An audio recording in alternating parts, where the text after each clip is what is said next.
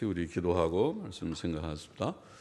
하나님 아버지 감사합니다. 이 수요일 저녁 저희들이 또 하나님의 말씀 앞에 앉아사오니 하나님께서 말씀을 주심으로써 부족하고 미천한 종이 감히 거룩한 진리의 최고의 말씀을 조금 해석하되 바르게 해석하게 하여 주옵시고, 하나님의 영 진리의 영께서 우리 가운데 계시오니 부족한 종의 생각과 말과 심령을 주장하시고 또 듣는 이들의 심령을 주장하셔서 하나님의 진리의 참된 지식에 이르게 하시고, 그 말씀이 우리에게 교훈이 되고 우리의 삶의 지침이 되고 우리가 하나님을 참으로 경외하고 믿는 자들이 되고 또 우리에게 주시는 교훈을 좇아서 이 험하고 복잡한 세상을 이겨나가는 자들이 되게 하여 주옵소서. 예수님의 이름으로 감사하며 기도하옵나이다. 아멘. 아멘. 욥기 29장 말씀 같이 좀 생각해 보십시다. 1절부터 다시 좀 봅시다. 욥이 또 비사를 들어, 앞에서도 나온 것 같은데 비사라는 말은 그냥 이야기 혹은 발언 이런 뜻으로 읽으면 되겠습니다. 욥이 또 이야기하여 가로되 내가 이전 달과 하나님이 나를 보호하시던 날에 지내던 것 같이 되었으면 그때는 그의 등불이 내 머리에 비추었고 내가 그 광명을 힘입어 흑암에 행하였었느니라. 자, 욥은 지난 날들에 하나님께서 그를 보호하셨다고 말합니다. 이전 달과 하나님이 나를 보호하시던 날에 그렇게 표현합니다. 하나님께서는 자기 백성을 재난과 재앙으로부터 보호하시는 하나님이십니다. 신명기 32장 10절에 보면 여호와께서 그를, 자기 백성을 황무지에서 짐승의 부르짖는 광야에서 만나시고 호위하시며 보호하시며 자기 눈동자같이 지키셨도다, 그렇게 표현했습니다. 그래서 그것이 하나님의 일반적인 섭리의 그 일입니다. 하나님은 우리를 보호하시는 하나님, 호위하시고 보호하시고 눈동자같이, 자기 눈동자같이, 우리의 눈에 아주 예민한 것이 눈이고 눈동자를 지키기 위해서 조금만 해도 눈이 깜빡깜빡하면서 잘 막고 또 손이 탁 올라가고, 손이 제일 먼저 올라가는 게 눈 쪽으로 올라가고 할 텐데, 하나님께서 자기 눈동자를 보호하심과 같이 우리를 보호하신다, 그렇게 표현했습니다. 또 시편 23편 4절 말씀 기억하시죠? 내가 사망의 음침한 골짜기로 다닐지라도 해를 두려워하지 않을 것은 주께서 나와 함께 하심이라. 주의 지팡이와 막대기가 나를 안위하시나이다, 그렇게 표현했죠. 그건 변함이 없는 진리죠. 이 세상은 사망의 음침한 골짜기 같은 세상이지만은 주님만 의지하고 가면 잘 갈 것을 믿습니다. 시편 91편 말씀도 놀라운 그런 하나님의 보호를 증가하는, 시편 91편 전체가 그렇죠. 그러나 그 1절만 보면 지존자의 은밀한 곳에 거하는 자는 전능하신 자의 그늘 아래에 거하리로다. 하나님께 우리가 은밀히 교제하며 친밀히 교제하며 말씀과 기도의 단을 늘 쌓으며 사는 자들은 전능하신 자의 그늘 아래, 전능하신 자, 하나님이 전능하시면 그 그늘 아래 있으면 진짜 안전하잖아요. 하나님이 다 못 막아주실 것이 아무것도 없죠. 우리가 죽지 않을 것입니다. 우리와 우리 가족들이 살 것입니다. 그렇죠? 우리가 혼자 있으면 혼자도 잘 살고, 또 특별히 남자들은 결혼을 하게 되면 가정에 대한 책임이 있으니까 어깨가 무겁다고 그러죠. 나 혼자 같으면 내가 할 텐데, 처자가 있으면 아내가 나를 쳐다보고 또 조그만 애기들이 울면서 엄마 뭐 좀 주세요, 엄마 좀 주세요, 뭐 맛있는 거 좀 주세요. 우리 어릴 때 제가 경원이 키울 때 생각하면 우리 돈이 하나도 없었을 때에 왜 길에서 지나가는 사람들이 싫은지, 뭐 팝니다 하고 지나가면 애기 들을까봐 우리 집사람이 그 조용한 데 가서 문 닫아놓고 그 소리 안 들리게 하려고. 그 들으면은 자꾸 칭얼대니까 그거 저거 뭐 있다고. 또 돈이 없을 때는 지나가는 사람들 이렇게 길거리에서 뭐 떡볶이나 뭐 그런 거 파는 거 사 먹는 거 보면 왜 이렇게 부러운지, 저 사람들은 내 돈이 많아가지고 이렇게 저런 거 잘 사 먹을까, 우리는 돈이 없는데. 그런 일들이 있었는데, 그러나 하나님께서 우리와 우리 자녀들을 지켜주실 것을 믿습니다. 우리의 가정을 지켜주실 것을 믿습니다. 하나님의 보호를 얘기해서 이전에 하나님이 내게 주신 복을 말하면서 보호하셨다, 그렇게 말합니다. 욥은 또 지난 날들에 하나님의 등불이 그의 머리에 비추었고 그가 그 광명을 힘입어 흑암에 행하였었다고 말합니다. 하나님의 등불, 그의 등불, 또 그의 광명, 빛이죠. 등불이나 빛이나, 지금 우리 빛이 많은데, 빛은 성경에서 빛은 우리에게 지식과 의와 또 기쁨과 행복과 이런 뜻을 가진다고 늘 설명해 왔죠. 마찬가지로 하나님의 빛이, 하나님이 우리에게 그의 얼굴빛을 비추어 주실 때에, 그 은혜의 빛인데, 은혜의 빛을 비추어 주실 때에 우리의 마음이 기쁘고 어두운 눈이 밝아지고 또 죄악된 우리의 삶이 깨끗하게 되고, 의의 길, 바른 길이 이것이구나. 내가 정신이 없었지. 내가 왜 그렇게 방황하며 살았을까?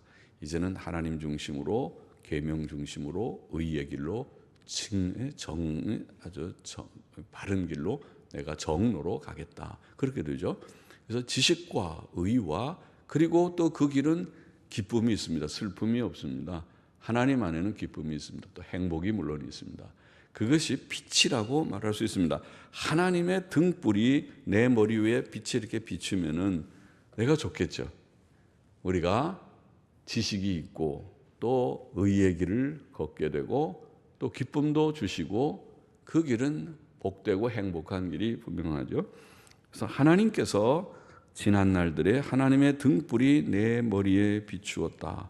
그래서 내가 이 세상은 흑암한 세상이고 나는 죄성을 가진 부족한 존재이지만은 하나님의 빛으로 바른 길 걸어왔다. 경건한 길, 바른 길 걸어왔다. 기쁨의 길을 걸어왔다고 그렇게 고백하는 줄 압니다. 민수기 6장 24절에 보면은 우리가 하나님께서 대제사장 아론에게 이스라엘 백성을 이렇게 축복하라, 소위 축복의 기도의 하나의 그 문장이 나오죠. 이렇게 기도하라, 그런 말씀이 민수기 6장에 나오는데 한번 읽어보면 이렇게 되어 있죠. 여호와는 네게 복을 주시고, 대제사장이 이스라엘 백성에게 여호와는 너희에게 복을 주시고 너를 지키시기를 원하며, 하나님의 보호를 말하고, 또 여호와는 그 얼굴로 내게 비추사, 얼굴의 빛이죠. 하나님의 빛, 하나님의 빛이, 하나님의 광명, 하나님의 얼굴빛은 태양빛보다 더 밝겠죠. 하나님의 밝은 빛이 우리에게 비추사 은혜 베푸시기를 원하며, 그것은 은혜의 빛이라고 표현했고, 또 여호와는 그 얼굴을 내게로 향하여 두사, 하나님 우리를 이렇게 쳐다보신단 말이죠. 얼굴을 우리를 향하여 두사 평강 주시기를 원하노라, 그렇게 말했습니다. 그래서 하나님이 우리를 보호하시고 복을 주셔서 보호하시고 은혜와 평강의 얼굴빛을 비추어 주기를 원한다, 그런 말씀이었어요. 하나님의 얼굴을, 하나님의 빛은 우리에게 은혜와 평강, 기쁨과 행복을 주는 빛입니다. 욥의 과거는 복되었습니다. 그것은 하나님께서 주신 복이었습니다. 지금 그는 고난 가운데서 그 복된 시간을 기억하며 하나님의 은혜를 구하고 있습니다. 4절 넘어가 봅시다. 나의 강장하던 날과 같이 지내었으면 그때는 하나님의 우정이 내 장막 위에 있었으며. 나의 강장하던 날, 욥은 과거에 그가 누렸던 가정적 영적 복을 회상하고 있습니다. 강장하던이라는 원어는 추수의 때라는 뜻입니다. 그것은 인생의 전성기와 결실기를 가리킨다고 봅니다. 그죠? 사람이 어릴 때 아직 성인이 되기 전에는 배움의 길도 있고 아직 다 직장을 가져서 돈을 벌거나 또 가정을 이루어서 자녀를 출산하거나 그러지 못하죠. 그러나 이제 세월이 좀 지나서 성인이 돼서 이제 그렇게 가정도 이루고 돈도 벌고 또 필요한 거 뭐 장만도 하고 그런 시기가 있죠. 그래서 그런 전성기와 또 결실을 하는 때를 우리가 표현해서 강장하던 날이라고 볼 수가 있을 것입니다. 욥은 그때에 그가 강장하던 때 그때에 하나님의 우정이 그의 장막 위에 있었다. 그렇게 표현했습니다. 하나님의 우정. 참 좋은 말이죠. 우리가 정말 서로 친한 사람들의 우정은 깊지 않습니까? 사람이 오래 지나면 정이 들죠. 그러다가 또 헤어지려고 그러면은 그 정 때문에 정말 참 힘들죠. 그래서 정말 정이 깊이 든 사람은 나중에 이별할 때에 많은 눈물을 흘리게 되죠. 하나님의 우정이라는 그렇게 우리가 번역을 했습니다. 이 우정이라는 말 간혹 제가 설명했죠. 히브리 말로 소드라고 하는 단어인데 그 단어를 사전에 보면 의논한다에 회의를 한다. 그런 뜻이 일차적인 뜻입니다. 그래서 친한 사람들이 모여서 의논하죠. 서로 마음이 안 맞는 사람은 아예 쳐다보지도 않죠. 그러나 서로 친근하면 모여서 속닥속닥 얘기를 하죠. 친한 친구가 왜 그렇게 할 말이 많은지 계속 얘기를 친할수록 얘기가 길어지죠. 안 친하면 길어지자 조금만 얘기하면 할 말이 그다음에 없어서 물구멍이 서로 쳐다보게 될 수 있죠. 그러나 친하면은 그 끝없이 자꾸 말들이 말 들어보면 별 것도 아닌 것 같은데 별 말을 다 이 말 저 말 다 하게 되고 그렇게 하는 것 같으죠. 그런데 그런 이제 표현입니다. 의논, 회의 그리고 거기에 친밀함이라는 말이 있어요. 친밀함. 그래서 우정 영어로는 friendship, 친구와 같은 친구의 그런 그 관계죠. friendship이 또 intimate friendship, 아주 친밀한 우정 이렇게 표현 영어로 번역하기로 했습니다. 우리는 그냥 우정 그랬습니다. 친밀함이라는 뜻이 더 좋지 않을까 그런 생각을 합니다. 하나님의 친밀함이 그는 그가 믿음으로 잘 살고 하나님의 복을 받아서 강장할 때에 그의 참 인생의 전성기와 같은 활기찬 그런 때가 있었고 지금은 고난의 때죠. 욥이 그때에 하나님의 우정이 하나님의 친밀함이 그에게 있었다. 그렇게 표현합니다. 시편 25편 14절에도 그 말이 나오는데 여호와의 친밀함이 같은 소우드라는 단어를 썼습니다. 여호와의 친밀함이 거긴 친밀함이라고 번역했어요. 그러니까 우정이라고 번역되기도 하고 친밀함이라고 번역되기도 히브리 말로는 소우드라고 하는데 여호와의 친밀함이 경외하는 자에게 있으며 그렇게 말했습니다. 우리가 하나님을 경외하고 하나님을 잘 섬기면 하나님이 우리를 진짜 친구처럼 대해줘서 우리와 친밀한 교제 회의를 하듯이 우선 하나님이 아브라함은 너무 친해가지고 아브라함이 소돔 고모라를 하나님이 지금 심판하려고 하는데 내가 소돔 고모라를 심판하기 전에 먼저 아브라함에게 알려줘야겠다. 그리고 아브라함과 대화를 하십니다. 그러죠? 친밀함은 그러잖아요. 친구, 이건 비밀인데 너만 알아. 비밀이란 말도 있어요. 소드란 말이, 시크릿이란 말이 있어요. 사전에 보면. 그래서 너만 알아. 이거 친할 때만 아는 거죠. 안 친하면 비밀을 나누지 않아요. 자기만 알고 있고 친한 친구들에게만 알려주죠. 그러니까 하나님이 아브라함과는 너무 친해서 아브라함에게 내가 지금 소돔 고모라를 멸망시키려고 한다. 가르쳐 줬어요. 그러니까 아브라함이 하나님 그 소돔 고모라를 멸망시키면 됩니까? 거기 의인들이 많이 있을 텐데 의인들을 다 그러면 멸망시킵니까? 하고 하나님한테 막 한가하듯이 변론하는 얘기가 나오잖아요. 성경에. 그래서 나중에 계속 몇 명까지 하다 나중에 10명까지 내려갔던가요? 10명. 10명이 그러면 있으면은 멸망하지 않겠다. 소돔 고모라에는 의인 10명이 없어서 망했다. 그렇게 성경이 말하고 있잖아요. 그게 친밀함입니다. 친밀한 교제를 하나님과 아브라함이 하듯이 하나님께서 우리가 하나님을 경외하고 하나님의 뜻대로 살고자 하면 친밀함이 있다. 소우드가 있다. 그래서 하나님께 기도도 점점 깊어집니다. 전에는 형식적으로 하나님 안녕하십니까? 그런 기도를 했으면은 그다음에 하나님 아버지 하고 점점 마치 하나님과 깊은 대화를 하듯이, 그리고 하나님께서도 뭐냐, 또 무슨 일 때문에 왔냐, 오늘은 잘 지냈느냐 하고 하나님이 묻듯이 그렇게 하고, 또 성경을 읽어도 하나님의 음성이 성경을 통해서 생생하게 들려옵니다. 전에는 성경 읽으면 뻑뻑 졸음만 왔지만은 이제는 성경 읽으면 성경이 꿀 같고 꿀송이 같이 달고 맛있고 마치 광산을 캐듯이 성경 속에서 와, 이런 진리가 있네요. 성경 속에 그런 교훈이 있네요. 그래서 깨달아지는 것이, 이게 하나님과 우리 사이의 친밀한 교제가 더 깊어지는 것이 아니겠습니까? 하나님은 우리에게 성경을 통하여 말씀하시는 하나님이시고 우리는 기도를 통해서 하나님께 말하는 것이니까 말씀과 기도의 생활이 깊어지는 것입니다. 친밀해지면. 자, 그런 친밀한 삶이 욥에게 있었고 또 오늘 우리들 하나님을 경외하는 자들에게 있는 것입니다.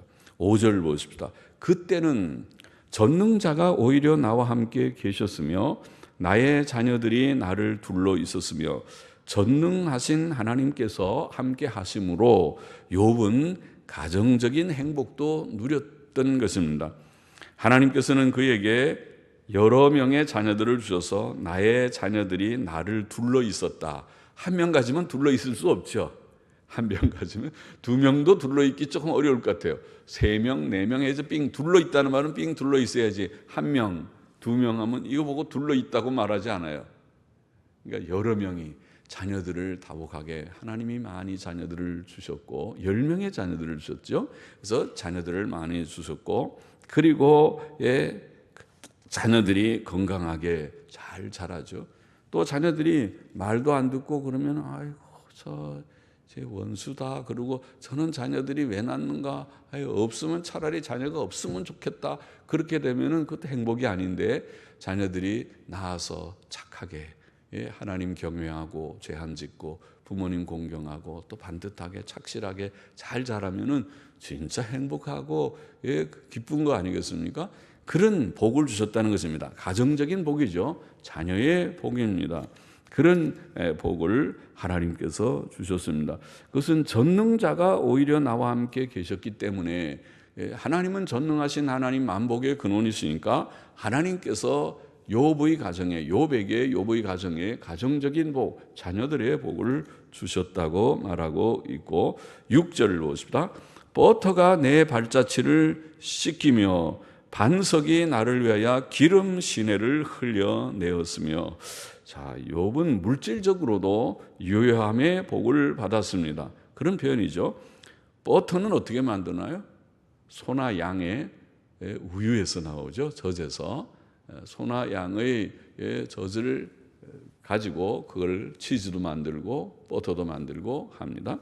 그래서 그것은 이제 우유 조금 나오면은 그거 다 매일 마시기 바쁜데, 마시면 버터 만들고 치즈 만들 수 없죠. 그러나 버터를 만들 수 있다는 것은 우유가 먹고 남았어요. 너무 많이. 그러니까 양들이나 소들이 아주 잘 새끼도 낳고 많아져 가지고 거기서 짜는 우유가 너무 많아 가지고 우유를 먹고 나서 그다음에 다 그걸로 남아 가지고 버터도 만들고 치즈도 만들고, 그래 놔두면은 두고두고 먹잖아요. 필요할 때. 그렇게 되는 거죠. 그러니까 풍성하다는 것입니다. 많은 우유를 얻었고 버터도 많이 만들었기 때문에 먹고 남고 내 발자취를 씻긴다 그러니까 너무 많다는 그런 표현이라고 보입니다. 또 반석이 나를 위해 기름 시내를 흘러내었다는 말은 돌밭 같은 반석 같은 돌밭 같은 곳에서도 나무들을 심어서, 감람나무 같은 걸 심으면 감람 열매가 나면 그 감람 열매를 짠 기름이 뭡니까? 그것이 감람유죠. 그것이 오늘날 올리브유입니다. 올리브 나무를 감람나무라고 하는 거죠. 그래서 올리브유가 나오는 것입니다. 올리브유는 아주 유용하게 여러 면에서 쓰이겠죠. 그것을 우리가 음식에도 쓰고 또 몸에 바르는 것도 쓰고 또 무슨 필요한 그런 용도로 올리브유를 썼을 것입니다. 그러니까 여기에 반석이 나를 위해 기름 시내를 흘려낼 정도로 그렇게 기름도 풍성하게 산출하였다는 뜻일 것입니다. 다시 말해 욥은 물질적 풍성함과 유효함을 누렸던 것입니다. 그렇죠. 욥은 부자였습니다. 욥은 부자였습니다. 많은 물질적인 부유함을 누렸던 욥입니다. 이와 같이 욥은 가정적인 물질적인 복을 누렸습니다. 그것은 다 하나님께서 내리시는 복이었습니다. 신명기 28장에 밝히 되어 있는 대로 우리의 영육의 복은, 우리가 누리는 영육의 복은 다 하나님께로부터 옵니다. 하나님께서는 만복의 근원이십니다. 7절 보십시다. 그때는 내가 나가서 성문에 이르기도 하며 내 자리를 거리에 베풀기도 하였었느니라. 나를 보고 소년들은 숨으며 노인들은 일어나서 서며 방백들은 말을 참고 손으로 입을 가리우며 귀인들은 소리를 금하니 그 혀가 입천장에 붙었었느니라. 귀가 들은즉 나를 위하여 축복하고 눈이 본즉 나를 위하여 증거하였었나니. 자, 이 욥은 대단한 인물이었다고 보입니다. 지금 그의 고백이지만은 그의 고백을 통해서 욥이 어떤 인물이었는지 우리가 알 수가 있습니다. 그는 과거에 소년들뿐 아니라 노인들과 방백들과 귀인들에게서도, 어린아이들도 욥 할아버지가 오면은 욥을 존중할 뿐만 아니라 노인들까지도, 자기의 동료 같은 연령의 노인들도 욥하면은 욥이 오셨다고 그렇게 할 정도니까 욥은 그냥 평범한 사람이 아니라 존귀한 사람이었습니다. 또 방백들도, 권세를 가진 세상의 방백들도, 또 귀인들도 욥을 존경했다고 그랬습니다. 그렇죠? 내가 나가서 성문에 이르기도 하며 내 자리를 거리에 베풀기도 하였고, 좀 존귀한 사람들이 성문에서 그 광장에 앉아서 토론도 하고 또 하는 그런 모습을 여기 우리가 상상할 수 있고, 나를 보고 소년들은 숨으며 노인들은 일어나서 서며, 우리가 좀 높은 분이 오면 벌떡 일어나죠. 높은 분이 오는데도 가만히 앉아 있는 사람은 좀 예의가 부족한 사람이라고 보통 말하죠. 그래서 벌떡 일어나듯이 지금 그 표현이죠. 욥이 가니까 노인들도 벌떡 일어나서 욥이 오셨다고 그렇게 했다는 것입니다. 또 방백들은 말을 참고, 방백들은 다가 말도 막 하고 하던 사람이 욥이 나타나니까 입이 벙어리가 되어버렸습니다. 욥 앞에서는 말을 자제합니다. 손으로 입을 가리우고 또 귀인들은 소리를 금하니 그 혀가 입천장에 붙었었느니라. 귀가 들은즉 나를 위하여 축복하고, 욥에 대해서 들으면 욥을 축복하고 욥을 보면 그를 위해서 증거하고 그렇게 하였다. 그것은 사람들에게 욥이 존경을 받고 사람들은 그를 두려워하고 그들의 말도 욥 앞에서는 조심하는 그런 인물이었다는 것입니다. 12절 보십시다. 이는 내가 부르짖는 빈민과 도와줄 자 없는 고아를 건졌습니다.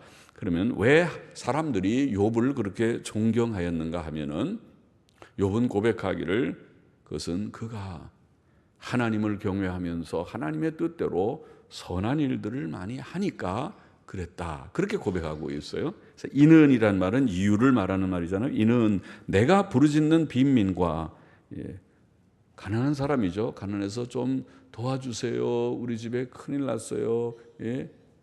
양식이 떨어졌어요. 또 빚쟁이가 와서 지금 막 우리 자녀를 막 종으로 잡아가려고 그러고 있어요. 그럴 수 있잖아요. 또 빚을 져가지고 빚쟁이들이 와가지고 물건 다 가져가려고 합니다. 좀 도와주세요. 큰일 났어요. 이렇게 할 때에 부자들이 귀를 닫고 난 모른다고, 난 그 집이랑 나랑 상관하지 않는다고 그러지 않는다는 거죠.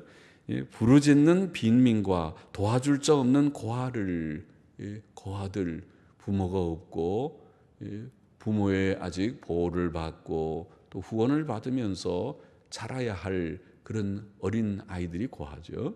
다 큰 성인은 고아라고 하지 않고 이제 나이가 벌써 20 이상 넘어가면 그건 고아라고 하지 않고 이제 보통 다 커버리니까 큰 어른을 보고 부모 없다고 고아 그러면 좀 이상하죠. 어린 아이들은 아직 고아라고 말할 수 있는 보호가 필요한 아이들인데 그럴 때에 그런 자들을 욥은 도와줬다는 것입니다. 욥은 가난한 자, 부르짖는 가난한 자나 도와줄 자 없는 그런 고아를 건져 주었다고 표현합니다. 망하게 된 자도 나를 위하여 복을 빌었으며 과부의 마음이 나로 인하여 기뻐 노래하였었느니라. 내가 의로 옷을 삼아 입었으며 나의 공의는 도포와 면류관 같았었느니라. 그러니까 가난한 자, 또 고아, 망하게 된 자, 과부 이런 사람들을 돌아보았다는 것은 선한 일이죠. 착한 사람이죠.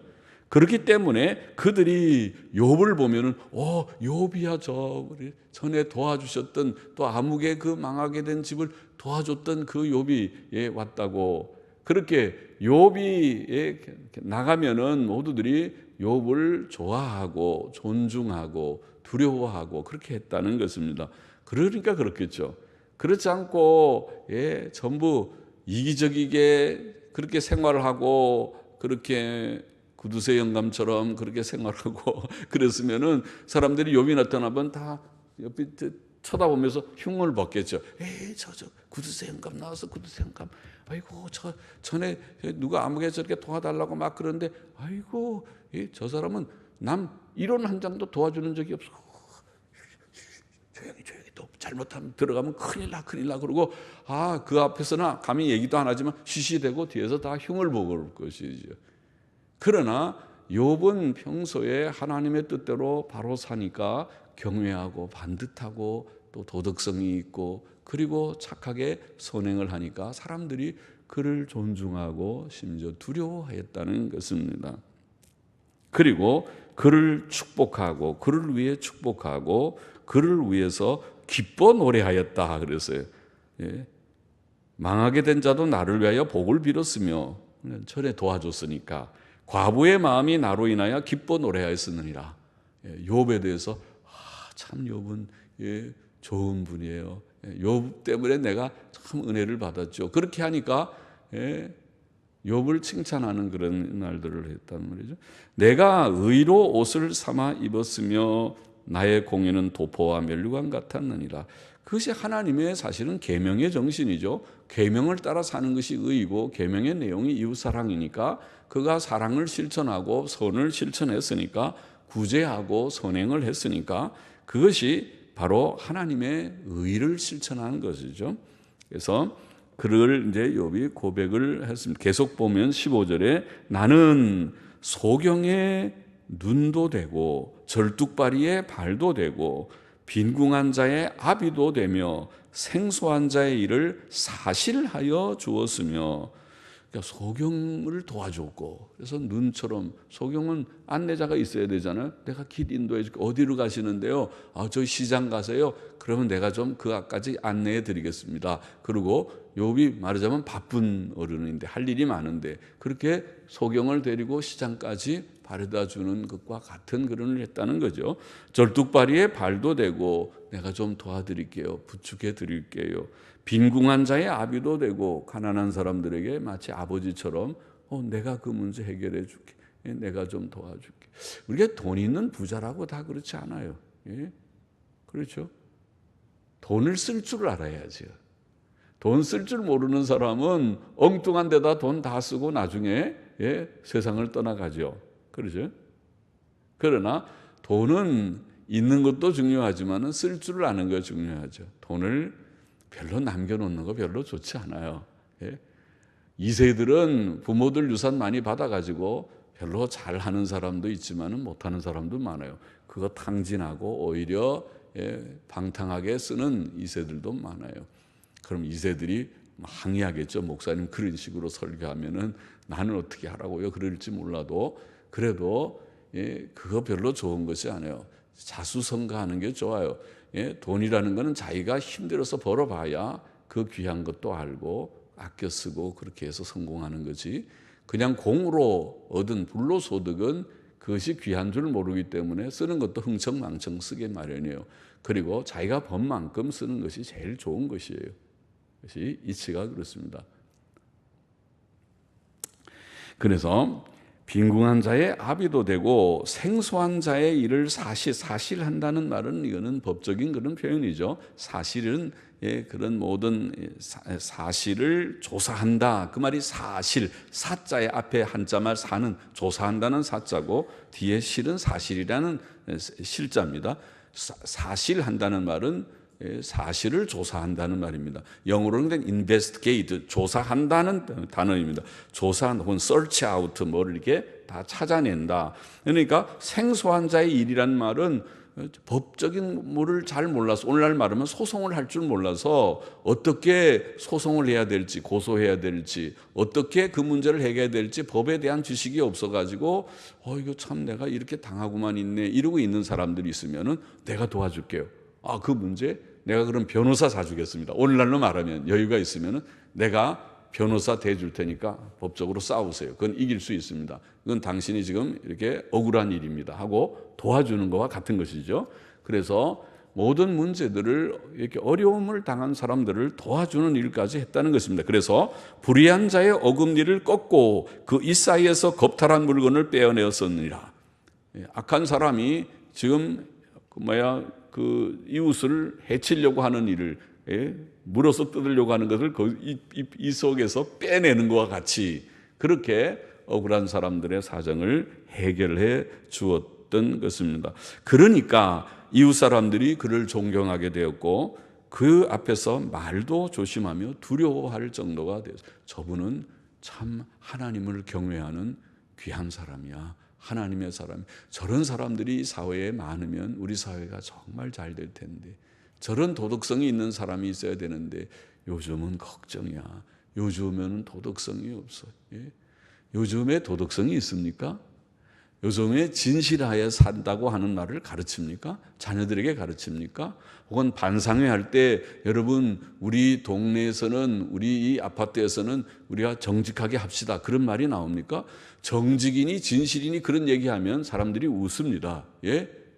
그것은 겉으로는 감히 말을 못할지라도 속에 가서는 다 거짓이 없이 어떻게 세상을 살아나가는가 그렇게 생각하는 그런 세대가 되어가고 있지 않습니까? 그럴 때에 그리스도인들이 하나님을 경외하고 도덕성 있게 바로 삶으로써 그들에게 보여줘야 될 것이 있고, 그 도덕성은 반드시 선행을 포함하는 것이어야 될 것입니다. 선을 실천하는 도덕성이어야 할 것입니다. 18절 보십시다. 내가 스스로 말하기를 나는 내 보금자리에서 선종하리라. 나의 날은 모래같이 많은 것이라. 내 보금자리는 그의 가정을 가르치죠. 날이 모래같이 많다는 것은 장수한다는 뜻이겠습니다. 욥은 이전에 자신이 하나님께서 주신 가정적 행복 속에서 평안히 오래 살다가 생을 마치겠다고 생각하고 기대하였던 것입니다. 그러나 지금 어때요? 지금은 욥이 다 죽을 지경이잖아요. 고통스러운 가운데 있으니까. 그래서 과거를 지금 과거에는 행복하고 내가 이런 기대를 했었는데, 사람이 기대대로 되지 않죠. 사람은 그렇게 과거에는 평안하고 오래 내가 이렇게 살 것처럼 생각했을지 몰라도 하나님의 뜻에 따라서 달라져요. 사람의 생명의 끝이나 내일의 행복과 불행은 아무도 예측할 수 없습니다. 그것은 오직 하나님의 작정과 섭리 안에 있기 때문이죠. 19절 보십시다. 내 뿌리는 물로 뻗어나가고 내 가지는 밤이 맞도록 이슬에 젖으며, 맞도록이라는 말 아시죠? 밤새도록, 밤이 마치도록의 준말이죠. 밤이 맞도록, 마치도록, 밤새도록 이런 뜻입니다. 밤이 맞도록 이슬에 젖으며 내 영광은 내게 새로워지고 내 활은 내 손에서 날로 강하여지느니라 하였었느니라. 욥은 자신의 삶을 나무에 비유합니다. 그는 자신의 삶이 그 뿌리가 물로 뻗어나가고 그 가지가 밤새도록 이슬에 젖어 충분한 물을 취하는 푸른 나무처럼 복되었다고 말합니다. 또 욥은 자기의 영광과 형통이 영속적일 것이라고 생각했습니다. 물론 욥이 하나님을 경외하는 자이므로 그렇게 생각한 것이 교만한 일은 아닐 것입니다. 하나님께서는 자기를 경외하는 자에게 평안과 장수의 복을 약속하셨습니다. 그러나 하나님의 높고 깊으신 뜻은 아무도 모르며 그의 섭리하시는 길은 아무도 예측하지 못합니다. 사람은 자신의 내일의 일이나 행복과 불행을 알지 못하고 예측하지 못합니다. 21절 보십시다. 무리는 내 말을 들으며 나의 가르치기를 잠잠히 기다리다가 내가 말한 후에 그들이 말을 내지 못하였었나니 나의 말이 그들에게 이슬같이 됨이니라. 그들이 나 바라기를 비같이 하였으며 입을 벌리기를 늦은 비 기다리듯 하였으므로 계속 이전의 일을 지금 회상하고 있습니다. 욥은 전날에 자신이 지도자적 위치에 있었다고 말하고 있습니다. 사람들은 욥의 말을 이슬같이 단비같이 여기며 사모했습니다. 악인의 말은 악하고 파괴적이지만 의인의 말은 가치가 있고 남에게 유익을 주죠. 그래서 욥은 지혜로운 자요, 남에게 유익을 끼치는 말을 하는 자, 의인의 혀, 천은과 같은 의인의 혀, 양약과 같은 지혜로운 자의 혀였습니다. 24절 보십시다. 그들이 의지 없을 때에 내가 함소하여 동정하면 그들이 나의 얼굴빛을 무색하게 아니하였었느니라. 영어 번역이 다르게 여러 가지로 조금 나뉘는 구절입니다. 24절. 아마 이 24절 원문의 뜻은 옛날 영어 성경의 번역대로 내가 그들을 보고 웃을지라도 그들이 그것을 믿지 않으며 나의 얼굴빛을 무색해 아니하리라, 이런 뜻이 아닌가 싶습니다. 사람들은 욥이 다른 사람을 무시하고 비웃는 인격이 아님을 인정했다는 뜻 같습니다. 그들은 욥의 얼굴빛을 무색하게, 즉 그를 무안하게 하지 않았습니다.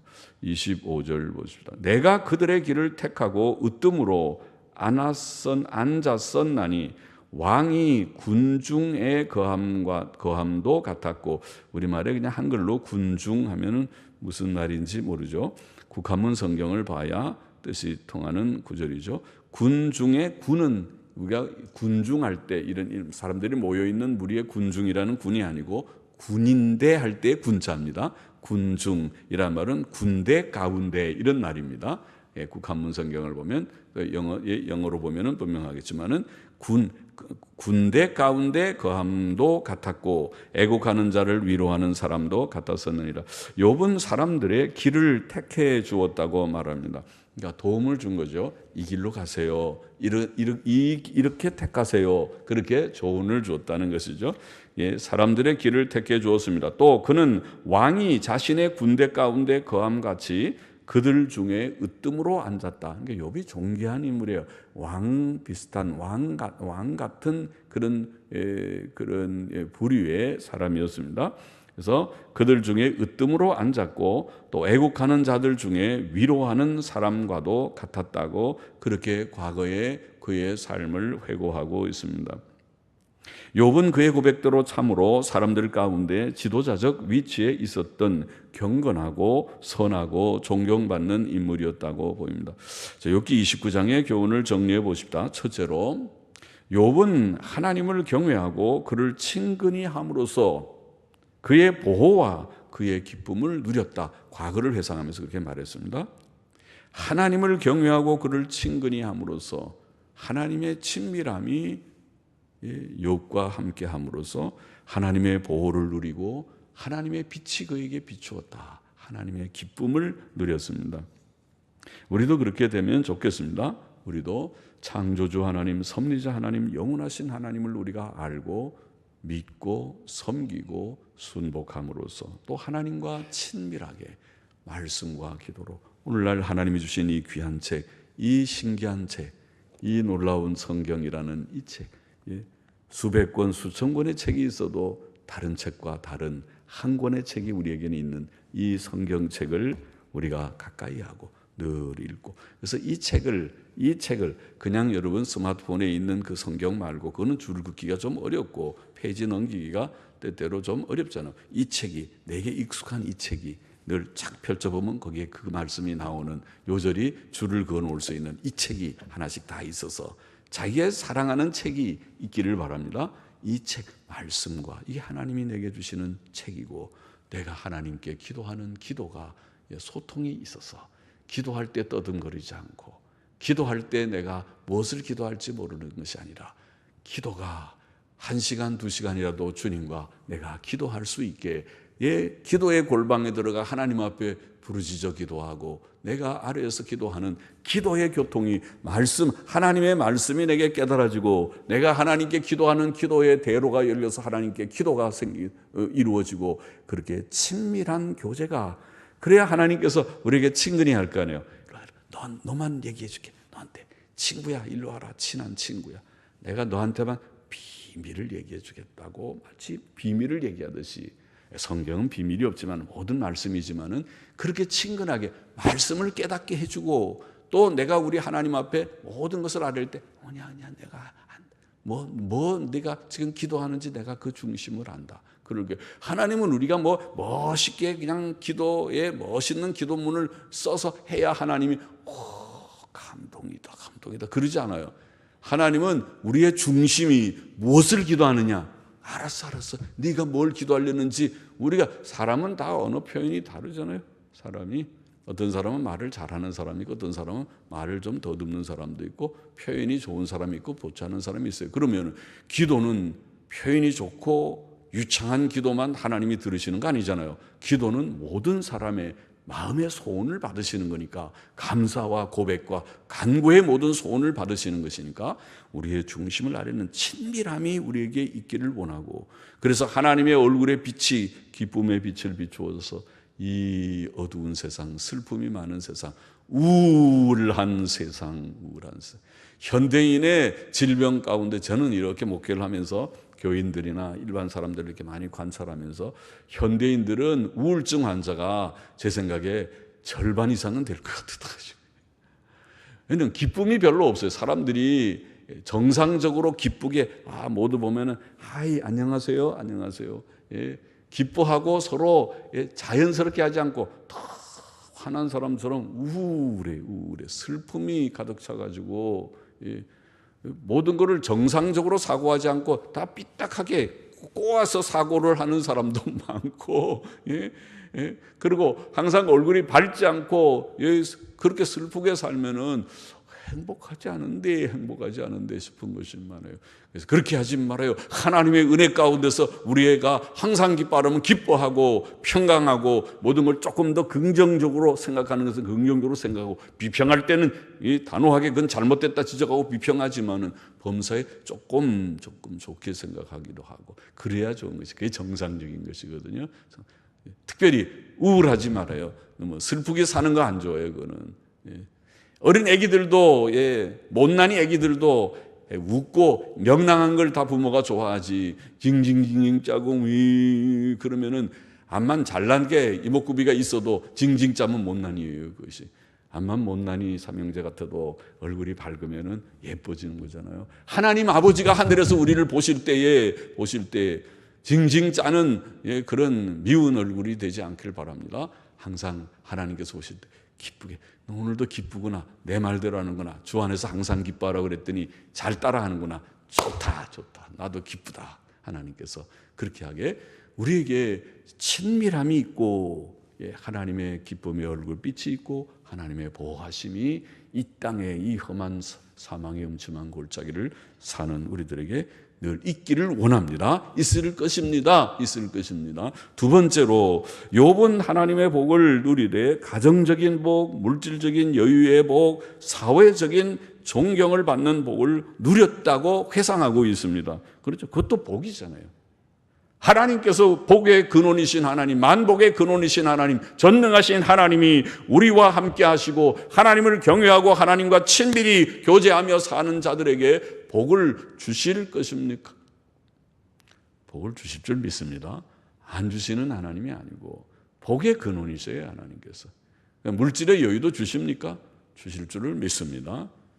하나님 직장을 주시옵소서. 직장 주실 것입니까? 주실 것입니다. 또 사업하는 분은 하나님 일거리를 주시옵소서.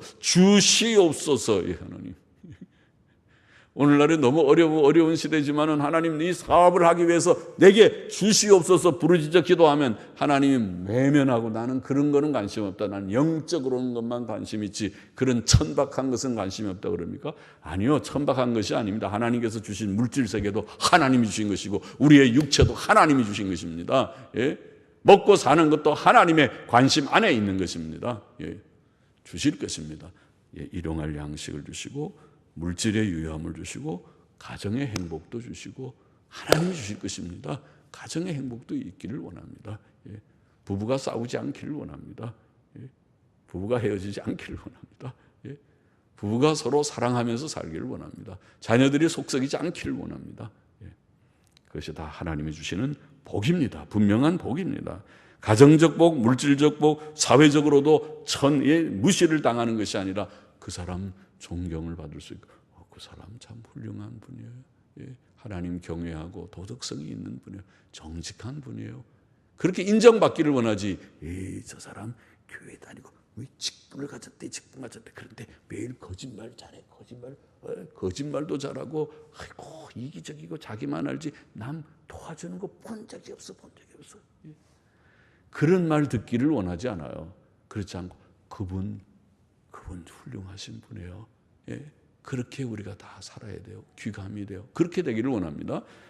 욥은 그렇게 존중을 받는 복받은 자였습니다. 셋째로 욥은 이런 존중함을 받는 것이 그가 고백한 대로 뭐 때문에 했어요? 계명을 실천했어요. 계명 실천이 뭐예요? 선행과 구제의 일을 그는 힘썼습니다. 가난한 자들을 보면 지나치지 않았습니다. 고아들을 돌아보았습니다. 장애인들을 도왔습니다. 오늘날로 말하면 그런 삶은 하나님께서 기뻐하시는 삶이고 사람들이 존경하는 삶입니다. 그것이 성경이 가르치는 하나님의 뜻이고 하나님의 자녀다운 삶이고 어두운 세상에 빛이 되는 삶입니다. 우리도 그렇게 살아야 된다는 것입니다. 그건 성경의 가르침이고 욥의 고백 속에서 또 배울 수 있는 한 면입니다. 그렇죠? 우리는 그렇게 그것이 하나님의 뜻입니다. 하나님의 뜻은 이기적이지 않습니다. 이타적입니다. 예, 그래도 우리가 주의 영광을 위하고 첫째, 그 다음에 주의 뜻 가운데서 서로 사랑하고 또 내 주위에 어려운 사람이 있으면 그를 그냥 외면치 않으리다. 그런 말을 그런 심정으로 살아나가십시오. 그 말은 여러분의 주위를 돌아보라는 말씀이고 여러분의 교회의 전도회 속에서 혹은 어려움을 당한 사람들은 없는지 돌아보라는 뜻입니다. 자, 그러나 지금 이런 교훈이 있지만은 하나님의 친밀함에 하나님의 보호와 기쁨을 누리고 하나님의 복을 가정적, 물질적, 사회적 복을 누리고 또 그 까닭은 구제와 선행을 실천했기 때문이다. 지금 여기 29장에 나와 있는 대로 있는 그대로 제가 지금 그 내용을 펼쳐서 설명해 드리고 이것이 분명히 이 속에 담겨 있는 교훈이라고 말씀을 드렸습니다. 그런데 욥은 지금 이름에도 불구하고 지금 이게 과거 얘기입니다. 옛날에는 이렇게 복되었는데 그런데 지금은 고난 가운데 있다는 것입니다. 그러면 하나님을 경외하는 욥도 과거에 그런 복된 욥도 지금 고난 가운데 있을 수 있어요? 예, 있다는 것입니다. 어디예요? 지금 욥의 현실이요. 그러면 성도가 이런 지금 복을 받는 게 이게 정상인데 그러나 고난도 있을 수 있습니까? 질문하면 예, 있을 수 있습니다. 얼마간요? 그거는 잘 모르지만 하나님의 뜻 가운데 그것은 영원하지는 않습니다. 일시적으로 어느 기간 동안 고난이 있을 수 있습니다. 그 고난은 잘 참는 수밖에 없습니다. 참으면요 극복되나요? 극복되고 말고요. 하나님이 죽은 하나님이 아닌데 하나님은 그 고난을 통해서 넌 망해라. 아니, 넌 아주 다 망해버려. 그렇게 고난을 주시는 게 아니고 훈련의 과정이고 이 고난을 잘 통과하라. 고난을 주면서도 잘해. 내가 너를 도와줄 테니까 힘내. 코 빠지지 말고 낙심하지 말고 힘내. 잘할 수 있을 거야. 그러면 욥은 고난을 지금 받지만은 욥의 결말에 가보면 그것이 요새 말로 한 단계 올라가서 업그레이드 됐습니다. 업그레이드. 요새 업그레이드는 말 잘 써요. 한 단계 더 한 단계 올라갔어요. 믿음의 진보를 가져왔습니다. 주님과 더 친밀하게 체험하는 신앙이 되었습니다. 우리도 마찬가지예요. 이 풍랑인연에서 주께로도 가까이 갑니다.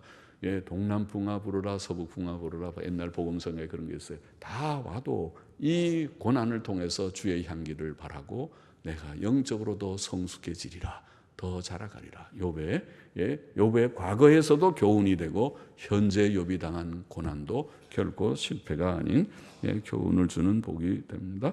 기도하십시다. 하나님 아버지, 욥기 29장의 말씀에서 또 우리가 교훈을 찾았습니다. 감사합니다. 마음에 새기고 또 우리의 현실 가운데서 욥과 같은 하나님의 은혜를 받아서 하나님과 친밀한 교제 가운데 하나님과 교통하고 하나님의 기쁨을 누리고 보함을 누리게 하여 주시고 또 하나님이 주시는 가정적, 물질적, 사회적 복을 땅 위에서도 주님이 누리게 하여 주시고 또 실천하면서 구제와 선행을 실천함으로써 더 그런 것을 누리게 하여 주시고 그러나 우리에게 일시적인 고난이 닥칠 때에 낭망하지 말고 그 고난을 잘 극복함으로써 승리하는 저희들이 되게 하여 주옵소서. 예수님의 이름으로 기도하옵나이다. 아멘. 아멘.